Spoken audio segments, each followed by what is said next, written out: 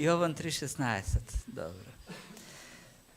Еден краток стих, всушност, така, граматички кажено, правописно, сложна реченица од 4 прости реченици. Така е во нашиот превод конструиран.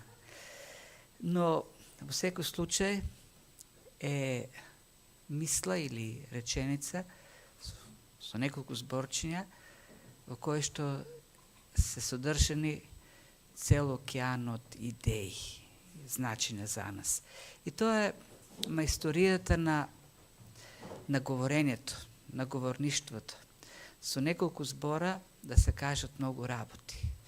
Зашто умешноста на говорењето не е во количината, туку во квалитетот. Како што, нели, Шекспир вели, лаконичноста или способноста лаконски човек да се изразува кратко и да кажува многу работи во неколку зборови, тоа е душата на остроумието. Човек е, острумниот човек има таа способност. А пак, еден од најпознатите латински оратори, Цицерон, вели дека во ораторството најважно е способноста кратко човек да се изразува и вели тоа е шармот на убавото говорење. И бидејќи навистина е, човек треба да биде остроумен, да биде и лаконичен, или не знам како да го кажам на македонски. Многу луѓе се обидуваат така, да кажат големи мисли со неколку збора, ги гледам ги на социјалните мрежи, големи теолошки вистини се обидуваат во реченица од 3-4 збора, но за жал многу пати повеќе кажуваат ереси отколку духовни вистини. Зато треба да внимаваме. Ако не сме доволно остроумни, нека употребаме и повеќе зборчина да бидеме квалитетни во тоа што ќе го кажеме.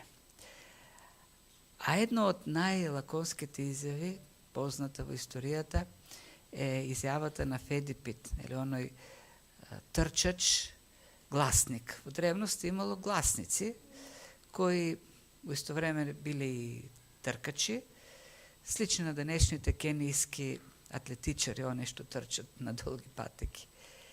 И тие биле користени да пренесуваат пораки на долго растојание, на далечно растојание.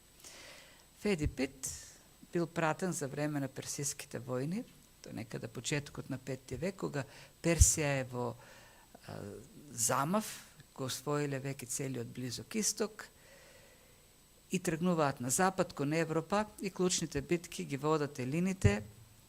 Клучната битка всушност е на местото Маратон. Атинските управници во неизвестност го пратиле Федипит и според историчарите од тоа време тој всушност поминал 200 и нешто километри во еден правец од Атина до Спарта и потоа назад уште 200 и нешто. Тоа каде во 2 дена поминал околу 500 километри, не знам колку е можно. Тоа но така велат. Но кога стигнал, пренел една кратка порака, не знам дали можел долго да говори, може би условите го натерале да биде така лаконичен. Според едни кажал само еден збор, според други 2 збора. Според едни само кажал никомен, што значи победивме, победници сме. А според други ги поздравил, со на хаерете, истиот поздрав со кој архангелот Гавриел ја поздравува Марија. Радувај се, биди радосна, тоест радувајте се, победници сме. И навистина, таа кратка, тоа збор, че победивме, носи радост, бидејќи го спасува елинскиот свет, го спасува и цела Европа од тој персиски налет. Таа клучна битка. А подоцна, знаете, нели, Александар Македонски партал ги прави персијците. Тој ги освојува. Македонците кога стапуваат на сцена. Како и да е. Овој текст, исто така што го гледаме, како што реков, неколку капки зборчина од цел океан од мисли.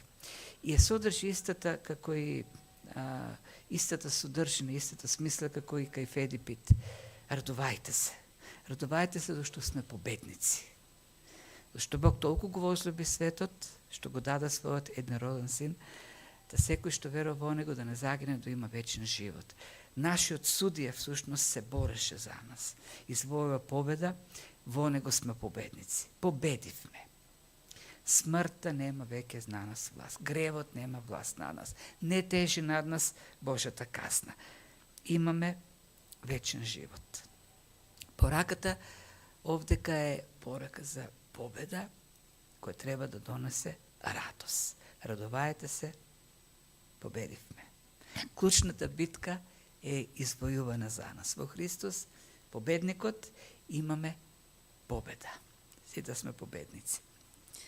И толку е важен тој текст, тој стих, што Мартин Лутер, например, го нарекува Библијата во минијатура.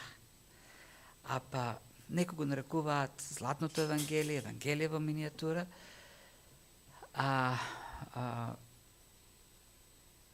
Брус, непознатиот новозаветен коментатор, така и тој луцидно се изразува за важноста на тој текст, кога вели пораката така е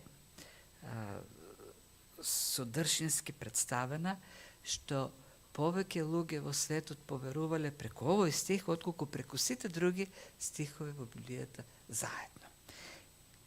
Не знам колку е тоа точно, веројатно во евангелистите, бидејќи тој текст се користи најмногу, повеќе луѓе го чуле Евангелието и поверувале преку овој стих, отколку преку сите други стихови. И во секој случај треба да имаме предвид ова важност, затоа посветуваме на цела беседа само на овој стих, што не е карактеристично во проповедите. И толку е важен, што Спрџан се обидувал барем еднаш во годината да проповеда новој стих.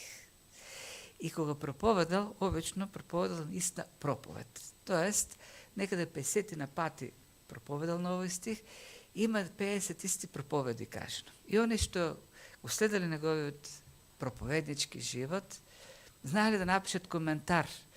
Тој толку пати веќе една иста проповед кажа, ништо ново не кажал. И тој во одговор на таквите напади вели, па тоа е целта. Толку пати ја проповедам оваа проповед и продолжуваат луѓе да се спасуваат слушајќи ја. И целта е всушност да видите вие дека луѓето се спасуваат не поради моите способности, ораторство, не бидејќи кажувам нешто ново или интересно. Не, луѓето да видат дека спасението е во силата на Словото на Бог. Дека тоа спасува. Тоа целта и денеска. Не да слушнете нешто ново, што не сте знаеле, туку Словото на Бог да донесе ново охрабрување, да донесе нова вера, нова надеж, преобразба нова во вашиот живот, зашто не нашите новитети, модернизми или не знам како, или мудрости, туку Словото на Бог е тоа единствено кој действува во нас. Сега пред да продолжиме, бидејќи овој стих е дел од една низа на проповеди во кој го разгледуваме разговорот на меѓу Никодим и Христос. Тоест веќе има 15 стиха до сега, го свртев вниманието кон 15 стиха, се постава прашањето кај е овој стих сега во тој разговор. Во претходниот стих Христос рече на Мојсе дека како што Мојсе издигна змијата во пустината, така и Синот човечки треба да се возвеличи и секој што ќе поверува во него да не загине, туку да има вечен живот. И овој стих следи веднаш после ова, зашто Бог толку го возлюби светот. И тука така има дилеми, дали Христос го кажува тоа како дел од разговорот со Никодим, или тоа е само еден коментар, теолошки коментар на Јован. И повеќето се согласни дека, всушност од овој стих па понатаму, од 60-тиот, па до 21-тиот, всушност Јован прави коментар. Така, ова не го кажува Христос, зашто Бог толку го возлюби светот, што го даде својот единороден син, туку тоа е остроумието на Јован, кој е вдахнуван сепак од Светиот Дух. И тоа е особеност на Јован. За разлика од другите евангелисти, как, например, Лука си е чист хроничар. тој собира информации во стил на древен новинар, журналист, пренесува она до кој што стигнал како сознание, како историја, она што се случило. Јован не е таков како Марко и Матеј, кои запишуваат, нели, наставен, туку Јован често пати дава своји коментари, теолошки коментари. Затоа е наречен, нели, единствениот Јован Богословот. Така да многу тешко е во Евангелието да се разграничи што се зборови на Христос, а што е негова теологија што тој ја дава. Секако, нели, боговдахновено. И не е чудно, нели, Јован кој веќе е во стари години, тој е сведок, очевидец, за разлика од Лука и Марко, тој е очевидец на сите тие проповеди, на сите тие беседи што Исус ги кажал, разговори. Од друга страна, тој го помина животот, нели, до крајот во верата со Христос, така да може да го прави тоа, секако, нели, под водство на Духот. Исто така има и еден друг момент што е карактеристичен овде кај во овој стих, кој повеќе води кон заклучокот дека тоа е негов коментар. Употребата на фразата единородниот син. Христос никаде, кога говори за себе, не ја користи таа фраза. А Јован ја користи уште на самиот почеток, кога тој кажува дека Словото стана тело и вели ние ја видовме славата како на единородниот син. И понатаму исто ја користи таа фраза, типична за него е. Ако Христос се користеше за себе, сигурно некој од другите евангелисти ќе го вклучише тој термин во нивните евангелија. Тоа е фраза која Јован ја користи, за да даде теологија, да ни каже кој е Христос. И секако овдека и да потенцира уште еден друг момент, кој ќе го видим малку понатаму, колку е голема љубовта на Бог, која се гледа преку природата која е дарежлива, што даде. Го даде својот син.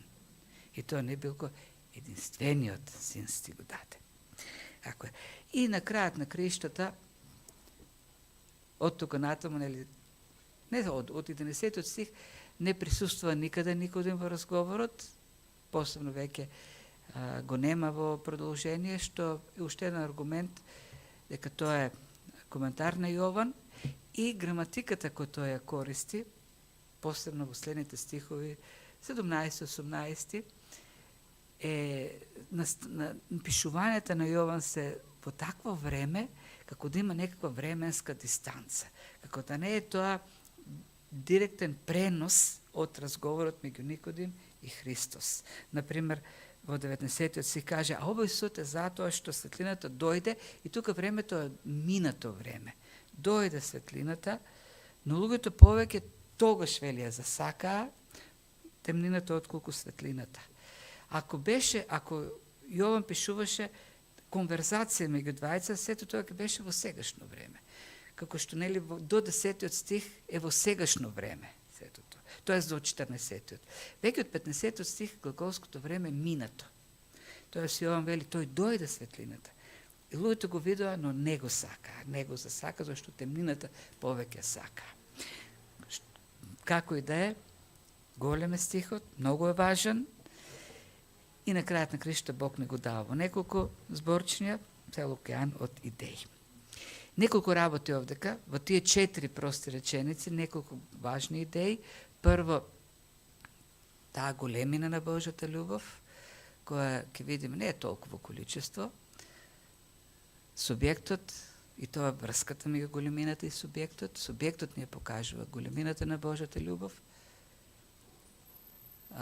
природата на љубовта, целта на љубовта, суштината на љубовта и така натаму. Ајде да видиме нешто до тие работи. Големината и субјектот, тие се поврзани. Почнува, нели, со зборчето зошто толку возлюби, бидејќи толку го возлюби, како каузалитет. Се она што се случува во овој стих е резултат на големината на Божјата љубов. Бидејќи толку Бог го возлюби светот, се случува она што се случува. И секако, нели, за да ја видиме големината на Божјата љубов, големината на една љубов, треба да го разбереме субјектот кон кој е насочена. Секој љубов си има субјект. Мајката или родителот си го сака своето дете, субјектот е детето. Патриотот си ја сака државата. Ние сме полни, ние сме држава полна со патриоти, патриоти кои си ја валкат државата и кај додиш, ѓубре колку сакаш. Тоа е, нели, нашата љубов кон државата. Но, нели, на зборови сме големи патриоти. Овдека кој е субјектот на Божјата љубов? И кога во коментари и во проповеди кои ги слушаме, ги читаме коментари така натаму, кога се говори за големината, толку е голема Божјата љубов, обично се говори за некој квантитет. Бог возлюби толку многу луѓе. Се тука се споровите околу количината. Во секој случај, која и од варијантите да се земе, голема е бројката. Ако кажеме дека Бог сите што живееле на земјата ги возлюбил и го даде својот син, голема бројката. Сега во моментот живеат 9 милиарди, 8, не знам колку. Представете си од почетокот колку живееле, па до крајот колку. Тоа е огромна бројка. Па дури овдека да мисли Јован само на избраните, па Бог му вели на Авраам дека ќе му даде потомство, и тоа потомство е духовно кога говори, нели, Бог на Авраам, го споредува со звездите на небото и со песокот или зрнцата песок на земјата. Тоа е многу. Во секој случај многу. И кога, нели, се размислува така количински, колкова љубов треба да има некој за да опфати толку многу, толкова количина, толкова бројка на луѓе. Меѓутоа, вака гледајќи на Божјата љубов, таа и не е толку голема. Зошто не е толку голема? Зашто Бог е бескраен Бог. И колку и таа земја да не изгледа огромна и бројките големи, во споредба со Бог, сето тоа е прашинка. И таа бројка. Ворфилд, професор од Принстон, во коментар на овој текст дава цитат од Исаја, 40 глава, кој вели: "Ете, народите се како капка од ведро." Може би ведрото е една капкичка во ведрото, или како прашинка на терезијата. Знаете што е терезија, нели? Она со 2 таса. И сега, на едната страна е производот, на другата страна се текчињата, и представете си некој муштеријак му се мери брашното и стават и кај, чекайте се на страната на текчињата има една прашинка. Мора да тргне прашинката. Прашинката нема никаква улога, тоа едноставно не влие една прашинка на мерењето. Вели, сите народи што живееле на земјата во целата историја се една прашинка споредени со Бог. Да, за нас оваа земја е една голема джиновска топка. И кога ќе помислиме за 8-7 милиарди луѓе и колку тоа многу изгледа, ама сето тоа е, вели Исаја, прашинка. Толку Бог е голем што колку да е бројката на луѓе, сепак е една прашинка која ќе мислиме за Божјата љубов. Така да, ако како квантитет гледаме на Божјата љубов и бројка на спасени луѓе, тоа е ништо. Ќе намалиме Божјата љубов. Зашто? Една прашинка. Незначителна прашинка. Како да засакаш ти една мравка на земјата. Тоа сме ние во споредба со Бог. Друга идејата овдека, повеќе и така со право, нели вели Ворфилд, квалитетот на Божјата љубов е голема. Тој возлюби светот го возлюби. Неговата љубов е насочена кон еден грешен, зол и корумпиран во гревот свет. Тоа е големината, толку го засака овој свет. И тоа е парадоксот. Свет кој е зол, кој е паднат во грев, свет кој е непријателски расположен, се однесува како непријател на Бог. Тој свет Бог толку многу го возлюби. Тоа е големината на Божјата љубов. Да, ние се восхитуваме кога ќе видиме мајката која си го сака своето бебе и си го дои и си го милува, ама тоа е природно. Нормално е. Ние кажеме не е нормално ако некоја мајка си го отврли бебето. Представете си мајка која ќе го возлюби оно што го убива нејзиното бебе. Тоа веќе не е природно. Тоа веќе не можеме да го разбереме. А таа љубовта затоа не сватлива за нашиот ум Божјата љубов.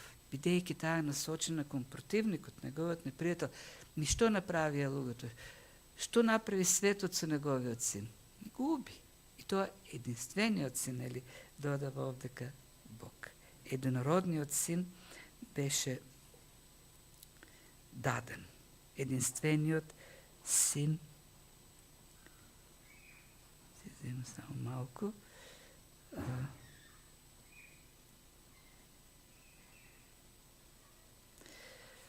Единствениот син на Бог. Толку голема Божјата љубов. И кога размислуваме така, нели, како Божјата љубов во поглед на квалитет,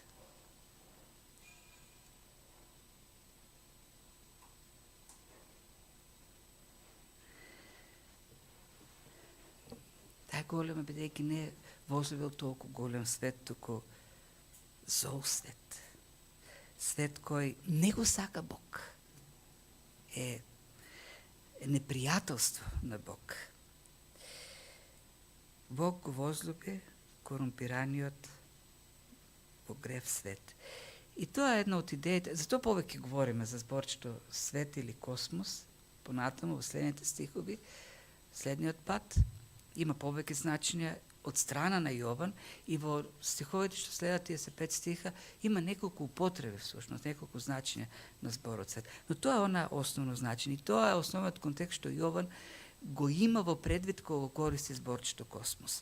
Како свет, како еден систем на луѓето кој е непријателски кон Бог. Например, еве, во 1 Јован 5:19 кога говори за свет, вели за еден систем кој лежи во зло, во темнина. Знаеме дека ние сме од Бога, а целиот свет лежи во зло.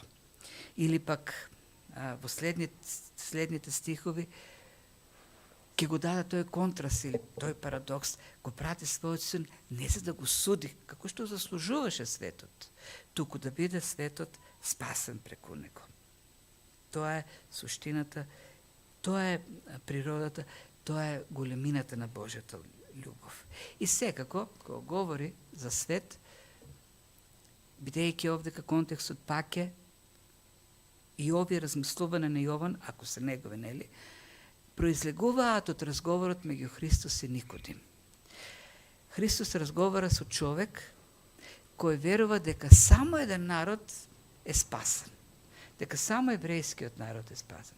И тука со зборот свет, космос, Христос ги надминува тие етнички рамки. Тоест, Божјата љубов или Божјиот народ не се состои само од една мала етничка група, туку таа ги надминува етничките рамки, ги надминува националните, ги надминува социјалните, ги надминува половите, таа го фаќа во таа смисла светот, без ограничување некакви, какви што поставуваат фарисеите. Тоест, не само кон добрите евреи, не само кон оние кои деме го почитуваат Бог, не само кон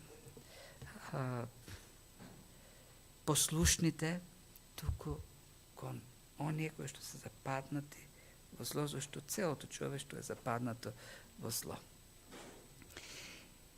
Ние си правиме такви стереотипи и ние, не само евреите, Па дори и денеска има християни кои гледат на евреите како на народ кој не го почитува меѓу другото Христос, меѓутоа пак гледаме со почит. Тоест, така гледаме на еврејскиот народ, како да не му треба Христос, зашто е посебен народ. Тие се одделени и со еден респект кон нив. Христос вели на Никодим, сите, за сите народи испред, зашто сите се да паднете во темнината. Во материјалите кои ги имам кон овој текст, има еден интересен запис од Пирсон. Тој е еден познат американец од 18 век од Америка, кој бил еден од најпостакуваните гости на проповедницата во табернакул, т.е. во црквата каде што пастирувал Спрџен. Еден од неговите најдраги гости бил тој презвитеријанин од Америка. Тој е еден човек кој има голема заслуга во теоријата на мисионерското движење, собирал материјали од многу мисионери и во еден негов запис раскажува за основачот на мисионерското поле на Хаитите од почетокот на 19-тиот век. Од 18-тиот век, 19-тиот век. Отишол таму, Хаитите во тоа време, луѓето на Хаитите биле потонати во окултизам, во непријателства, омраза едни кон други. И кога веќе почнал да го учи јазикот, решил да го преведе Новиот Завет на местниот, на локалниот јазик. Во меѓувреме се обидувал да евангелизира, но како да нема многу успех. И кога го превел, и ова новото Евангелие, прво почнал со Евангелието според Јован, повикал неколку локални луѓе да им го чита и они да оценат дали е разбирливо како го превел Евангелието. И стигнал до 3 глава, 60 стих, го прочитал и во тој момент еден од луѓето кажа, чекај малку, дали разбравме правилно. И уште еднаш Хант го прочитал тој текст и човекот рекол, чекај, ти сакаш да кажеш дека Бог и нас не возлюбил? Да, тоа го и така го преведов, дека Бог го возлюби светот, вклучувајќи и вас. Ама чека, ти до сега си ни зборил дека Бог го сака светот, ама јас мислев дека ти збориш за светот таму од каде што доаѓаш, во Америка, во Англија, зашто јас гледам дека вие сте добри луѓе. Белите се добри, ние тука сме многу лоши. Ние се мразиме и затоа ние имаме такви богови, лоши богови кои не нас сакат, не казнуваат и не прават само лоши работи. И тогаш мисионерот обяснил, не, кога пишува овде дека свет и вие сте вклучени во тоа. И да не мислите дека ние сме добри, вие сте лоши, Бог ги засакал добрите, а лошите ги отварил. Сите сме лоши, сите сме западнати во злото. И тогаш човекот рекол, ако е така, тогаш твојот Бог ќе биде мој Бог и твојот рај ќе биде мојот дом, кажал човекот. Целиот свет. Не се американците подобри од нас, ниту пак англичаните, ниту пак германците, и они се западнати во грев. И без Христос само тонат во грев. Целиот свет, сите луѓе. Ние живееме со некаков стереотип дека тука ние сме лоши, а тие таму се добри. Не е така. Тие се подеднакво лоши, како што сме лоши и ние, со тоа што нашиот лошотилок се гледа на еден начин, а нивниот лошотилок се гледа на друг начин, ако човек така малку подлабоко навлезе во историјата, па и во политиките и во се друго што се прави. Сите сме лоши. И Бог не возлюби нас, лошите. Тоа е големината на Божјата љубов. Друго, понатаму одиме. Природата на љубов, која е безусловна. Бог го возлюби. И глаголската форма, тој овој јазик, новозаветен јазик кој го користи Јован е побогат со глаголски времења од нашиот. Употребата тука на граматиката е за настан за действо koje се случило во минатото, е завршено, комплетирано, крај. Едно завршено. Бог го возлюби светот. Завршено действо и то действо не се менува. Уште пред создавањето на светот, Бог го возлюби човекот. И то негово действо не е променето со натамошните случувања. Не може да се промени. А што следеше? Следеше паѓање во грев. Следеше бунт против Бог. Следеше темнина, непријателство. Не се смени. Бог не се изненади со она што се случуваше понатаму. И не си кажа, го засакав, ама ова не се трпи повеќе. Не, кога се случи тоа во Еденската градина, Бог им го даде ветувањето на Адам и Ева за оно што ќе ги избави, за Спасителот, оно што ќе ја згазе главата на смијата. И во целиот Стар Завет има ветување дека праведниот човек ќе избави многозина, ќе ги оправда, тој ќе го зеде нивниот грев на себе. Па Петар, кога на 50-ница им проповедаше на евреите, им рече, па тоа што се случи беше предопределено. Тоа беше одредено од Бог да се случи така. Тоа е Божиот план. Ја докажа својата љубов кон нас од тоа што Христос умре за нас, уште додека бевме грешни. И таа е Божјата љубов. Таква е безусловна.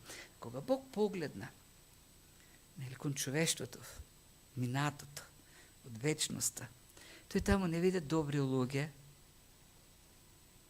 не виде луѓе кои заслужуваат нешто, туку виде грешници, луѓе кои ништо не заслужуваат, паднати во темнина. Знаеш, има некој така размислувања кои некако одат во таа насока дека Бог погледна така од назад во времето напред, тој од назад напред и виде луѓе кои се родили така поморални, така добри души и се рече овие ќе ги спасам зашто се добри души, а видени други кои се родиле зли така и те нема да ги спасам. Не, сите пред него се зли и тој реши да ги спаси независно од нивната состојба. Таа безусловна љубов. Тој ќе даде и тоа големината. Значи големината се гледа во квалитетот, кого засака, нели? И тоа безусловно ги засака. И затоа тоа да ти може да засакаш некој што е добар, а после ќе те разочара. И ќе го замразиш. Кажеш повеќе не го сакам. Не. Големината на Божјата љубов е таа негова безусловност. Тој ќе возлюби и крај. Дејството на Божјата љубов.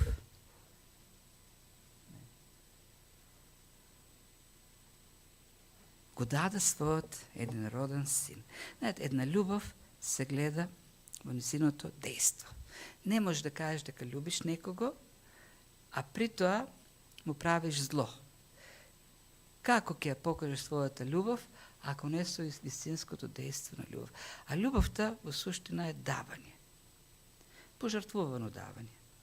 Големината на љубовта кон некого се гледа во големината на нештата што ги дава, вредноста на нешто што ги дава.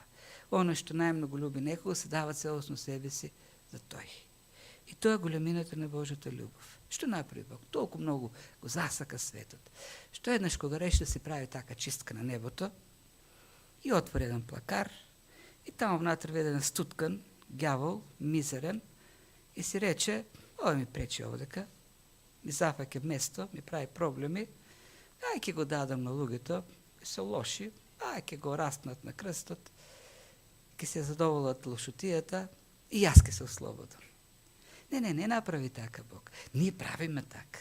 Правиме чистки, ќе отвориме плакарите и некој облика низ додела, ни пречат веќе многу работи, некои се застарени, не се во мода и ќе кажеме сега, ќе ги донираме, ќе ги дадеме на луѓето и ќе направиме добро дело, зашто многу ги љубиме. Не, низ едноставно се ослободуваме од отпадот. Не затоа што сме многу добри даваме, туку да се ослободиме. Бог не направи така. Бог си го даде својот единороден син, додава Јован. Единствениот син што го има, го даде за човекот. Не да се исчисти, да се ослободи од вишокот, туку оној што вели во откровението на реката Јордан, оној во кого што е моето благоволение. Мојот возлюбен син го даде на човекот. Тоа е најдоброто што го имаше. Немаше повеќе од тоа што да даде. Секако тоа е во рамките на сотериологијата, неопходност е таа. Спасителна неопходност, синот да биде даден. Но таа неопходност пак произлегува од големата љубов на Бог кон човекот. Таа негова неопходност на љубовта. И кога човек размислува на сите овие работи, не може да го офати сето тоа. Со својот ум Бог си го даде за тој зол, корумпиран свет, својот единороден син. Ништо поголемо од тоа немаше што можеше да го даде. Целта на Божјата љубов да не загане, туку да има вечен живот. Негативна и позитивна. Тој го даде, а можеше сосема слободно да го прати за да го суди светот, зашто тоа заслужува светот. Но не го прати за да суди, за она што треба да го добиеме, туку за нешто што не заслужуваме, или тоа е вечна смрт и пекол. Зошто го даде на крстот го даде? Таму на крстот. Пеколот што ние го заслужуваме, казната, гревот, да биде сето тоа натоварено врз него. Тој го зеде на себе нашиот грев. Ја истрпи казната. Пресудата беше изнесена на него. За да во таа Божја судница Христос да обяви наша праведност. Да не го даде она што не го заслужуваме и го дава така одговорот на прашањето на Никодим како човек може да го види Божјото царство. Така што ќе погледне на Христос со вера, како што евреите во пустината гледаа на змијата, затровани од гревот, умираа, тоа е луѓе што умираат. Со самиот поглед кон змијата се спасуваа. Ова општество човечко кое е затровено од змијата, действува, целосно е токсицирано од отровот на гревот. Може да биде спасено само во Христос. Преку верата во неговата жртва на крстот. Нема друг начин. Избавени од страшниот крај. И тоа е позитивна цел на Божјата љубов. И тоа е толку... Ние не можеме да сватиме ниту што е пекол, тоа е која е нашата казна, колку е голема. Што нашиот ум е ограничен. И какви сцени ние да користиме за пеколот, и казани, кои вријат, и огнови, пак не е доволно да го сватиме. Како што не е доволно да сватиме, нашиот ум не е доволно да сватиме, пак што е она што го добиваме во Христос, како вечна надеж во Божјото царство. Да, има слики како златни улици, скапоцени камења. Тоа ли е Божјото царство, што ќе газиме по злато? Па некои на земјата газат по злато. Да, има луѓе кои што имат толку многу пари, што и се срекни, задоволни луѓе. Ма не мислам. Други се квалитетите на Божјото царство, кои не можеме да ги сватиме, но сепак во тие есхатолошки сцени, тоест не по-есхатолошки, повеќе они за вечноста, она што доминира се односи.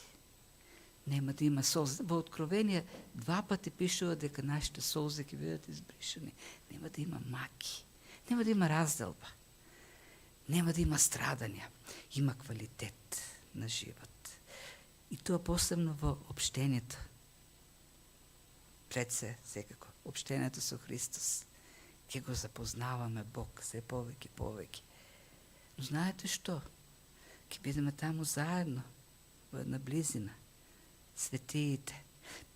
И ке си говориме и така, како што сме собрани овдека. Тука не дискутираме, тука има монолог задодевен. Но во средите се собираме, дискутираме. И представете става, ке се собераме ние пак нашата групичка. И ке говориме за 7 глава на Исус Навин. И Исус Навин поминува. И седнува покрај нас. И почнува тој да ни кажува како се чувствувал после поразот кај Гај, кога коленичил паднат со лицето на земјата пред ковчегот. Нема ли тоа големи моменти? Ако тука ние така не исполнува да дискутираме за тема како ли ќе биде кога таму ќе седне Јован, Јован ќе седне до нас. Ке го помолиме, брат Јован, дај да до нас направи ни чест и кажи ни нешто повеќе за ова што го пишуваш. Од кај ти, како ти доаѓаш, од кај така да сумираш спасението Евангелието во еден стих. Не.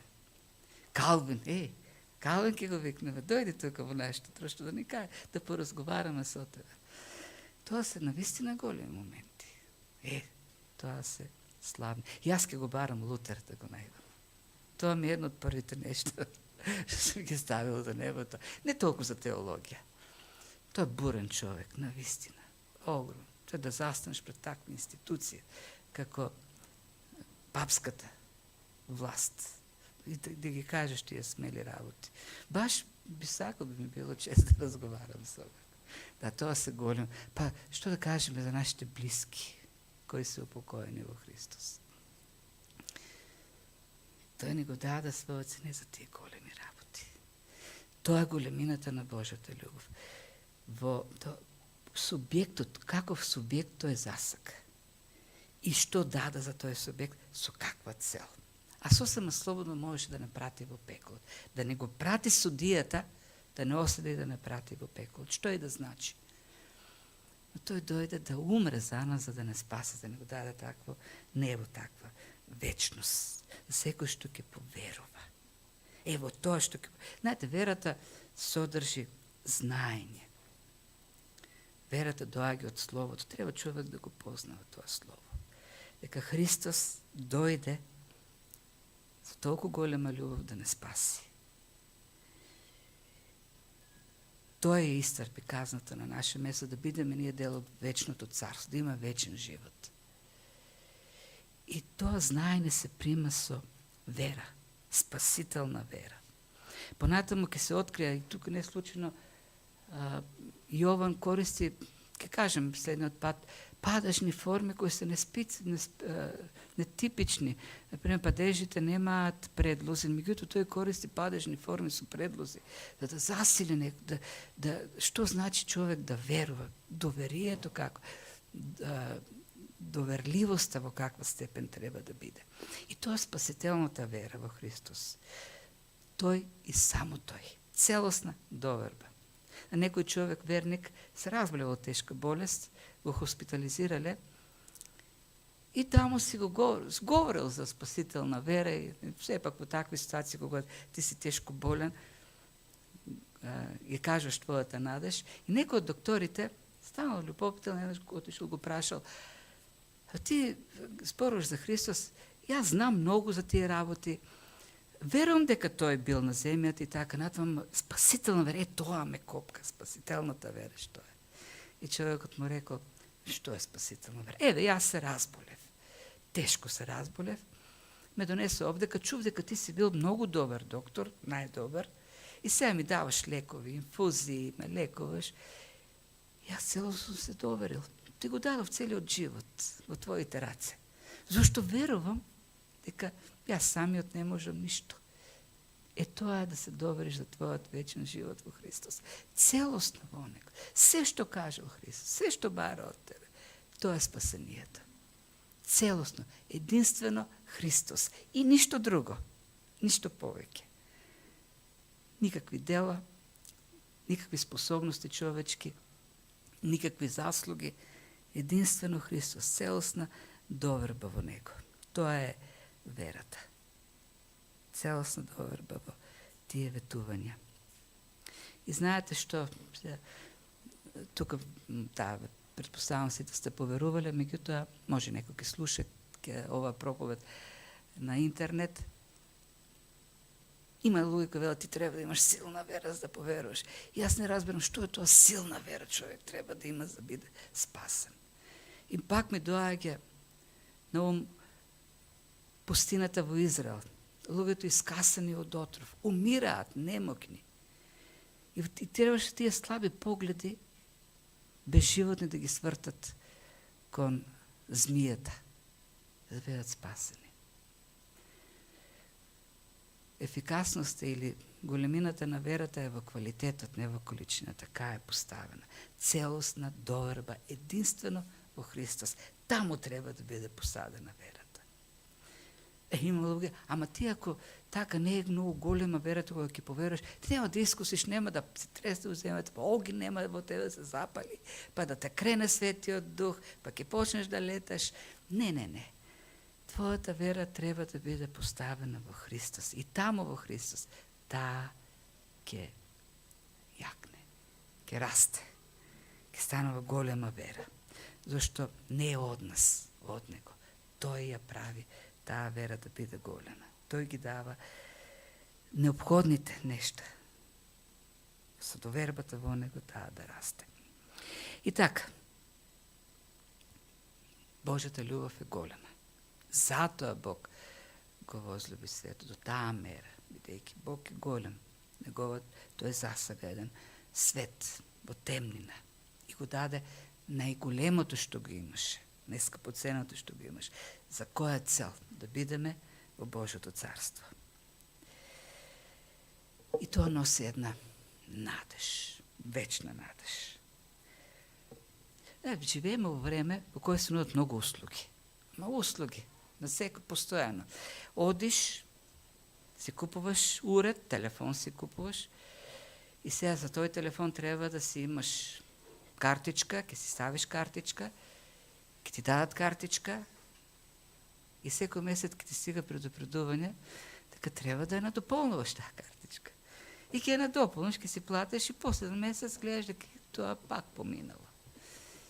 Или сакаш да слушаш музика на Spotify, постојано ти викат плати, ќе платиш еден месец, 5 месеци, една година, пак ќе ти кажа, ама истече пак. Се е за малку време. Христовото спасение не е за малку време. Тој не возлюби. И тој го даде. И е завршено сето тоа. И што и да дојде во животот, мене ми е платена сметката. Не за еден месец, не за два. Нема да дојде порака и Бог ќе каже, толку беше сега. Ти натрупа некои работи во животот, направи нешто, се од тука натаму ќе си плакеш. И ќе платиш. И после да месеци Бог пак ќе каже, ама внимавај, утре ако се случи нешто, истечена ти е претплатата. Одиш во пеколот. Не, платено. Еднаш за секогаш. И се враќаме на Лутер пак. Ова Библија во миниатура, како што тоа нарекува, кога бил на смртна постела, веќе последните денови од животот, го слушале како на латински си го повторува овој стих. Зашто Бог толку го возлюби светот, што го даде својот единороден син, да секој кој што ќе поверува во него да не загине, но да има вечен живот. И луѓето се зошто тој стих? Па кој друг стих? Која е гаранцијата во тие моменти за вечноста? Верата во Христос. Тоа е гаранција. Што е да се случи? Јас имам вечен живот. Вечна предплата за живот во Божјото царство. Никој нема да ме предупреди да ми каже истечено е. Надополни си ја сметката. За жал има христијани кои живеат со тој страв, постојано да се надополнуваат таа сметка. Не. Големината на Божјата љубов се мери со тоа што таа цел е исполната. Еднаш за секогаш. Ние сме во Божјото царство. Затоа верувај. Довери се во него. И нека ни помогне тоа да живееме со таа вера и да живееме. Верувај и живеј. Тоа е пораката. Верувај и живеј сега и во целата вечност. Да се молиме. Татко Небесен, ние ти благодариме за таа огромна љубов, несфатлива за нас. Колку и да говориме, колку и да мислиме, нашите умови се ограничени. Предпоставуваме многу пати медитираме, се восхитуваме, но знаеме дека она што очекува е далеко зад нашите разбирани и можности.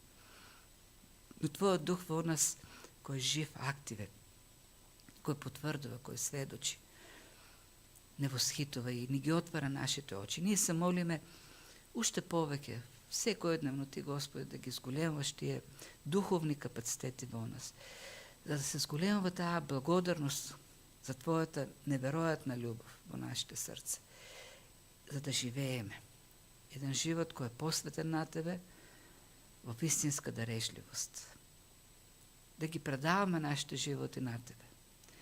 Да се предаваме целосно, Господи, не со резерва, не, Господи, тргувајќи со Тебе, не тргувајќи го Твоето спасение, не тргувајќи духовно со овие безсмислени работи во светот кои се краткотрајни, кои потоа наплаќаат висока цена, туку Тебе да Те искусуваме во полно, се повеќе, Господи, во Твојата полнота, да го живееме радосниот вечен живот, кој уште сега веќе го имаме на располагање. Не дозволувај, Господи, суетите на овој свет, темнината, да не окупира, да не оттргнува, да не оддалечува, туку Твојата благодат да го држи нашиот поглед јасен, нашите уши, Господи, да бидат чувствителни на Словото, на действието на Твојот дух. И да живееме, Господи, посветено на Тебе. Се молам, ако некој има сомнежи, нека бидат тргнати от Твоето Слово. Да чекориме, Господи, сите смело, со радост по Твојот пат. И да бидеме, Господи, еден ден, заедно во Твоето царство. Бидејќи Ти ни ја даваш, Твојата бескрајна љубов ни ја дава сигурноста на таа вера. Така, веруваме, верувајќи ќе живееме сега и во целата вечност. Во името на Христос, Твојот единороден Син, кога Ти го прати, за да загине за нас, за да имаме ние вечен живот. Во тоа славно, спасително име се молиме.